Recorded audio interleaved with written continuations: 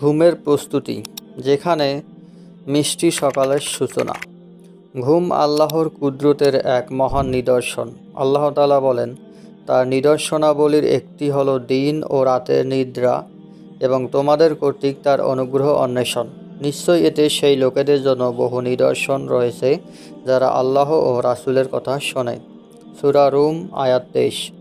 কুরআন মাজিদে ঘুমকে বান্দার প্রতি আল্লাহ তাআলার রহমতের বহিঃপ্রকাশ বলে উল্লেখ করা হয়েছে।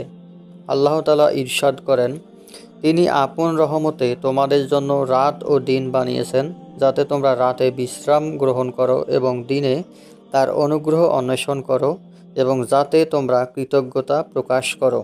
সূরা কসস আয়াত। মানসিক ও শারীরিক সুস্থতা বজায় রাখার জন্য ঘুম অপরিহার্য। এটি আমাদের জীবনের অবিচ্ছেদ্য অংশ। মূলত রাতের ঘুমই আসল ভিত্তি।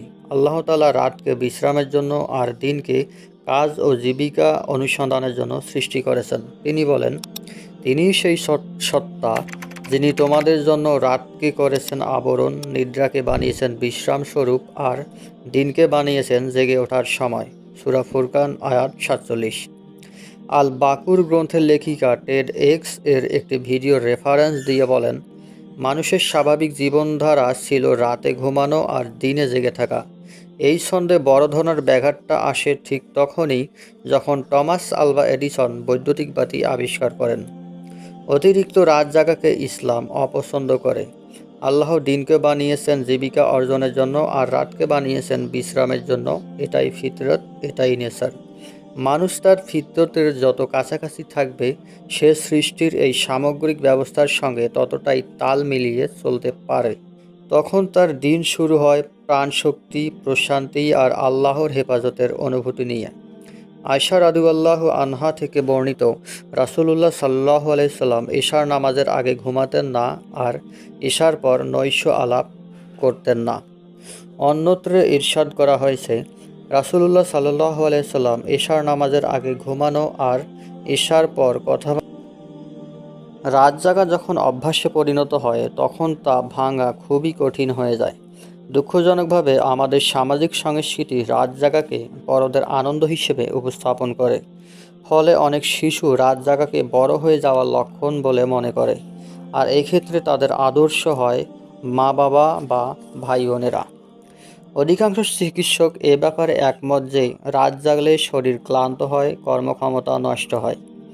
আমি এর সঙ্গে আরেকটি বিষয় যুক্ত করি, রাত জাগলে ইবাদতে অলসতা সৃষ্টি হয়, মনোযোগ দুর্বল হয়ে যায়। আমাদের সবার জন্যই উত্তম হলো সমস্ত কাজ সকালবেলায় নিয়ে আসা, যখন শরীর সতেজ ও শক্তিতে ভর। রাত জাগার কারণ এক একজনের ক্ষেত্রে এক এক রকম হতে পারে, তবে বেশিরভাগ সময় এগুলোই মূল কারণ হয়ে থাকে। অনেকের ক্ষেত্রে এটি নিছক অভ্যাসে পরিণত হয়ে যায়, কারো আবার দিনের কোলাহল শেষে নীরবতা উপভোগ করার ইচ্ছা কাজ করে যখন চারপাশ শান্ত থাকে। রাতের খাবার ভারী হলে ঘুম দেরিতে আসে, আবার চা, কফি বা অন্যান্য উত্তেজক পানীয় পান করার কারণে ঘুম আসতে চায় না।